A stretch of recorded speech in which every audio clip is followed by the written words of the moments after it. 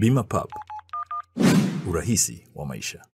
Mheshimiwa Spika, serikali pia imeimarisha mapambano dhidi ya dawa za kulevya kwa kupunguza uingizaji, uzalishaji na usambazaji wa dawa za kulevya kwa kubaini na kudhoofisha mitandao ya wafanyabiashara wa dawa za kulevya.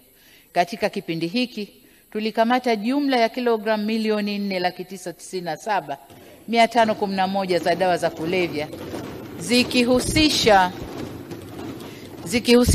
watuhumiwa 25,715. Kwa upande mwingine, katika kuwasaidia waathirika, tumeongeza vituo vya utoaji huduma za tiba kwa waraibu wa dawa za kulevya kutoka vituo 9 mwaka 2020 hadi vituo 18 mwaka 2025. Ili kupanua wigo wa huduma hii muhimu, pamoja na hatua hizo madhubuti za kudhibiti na kuwalinda vijana wetu dhidi ya dawa hizo, hatua nyingine za kudhibiti na kuwalinda vijana wetu na dawa hizo zinaendelea kuchukuliwa. Mheshimiwa Spika,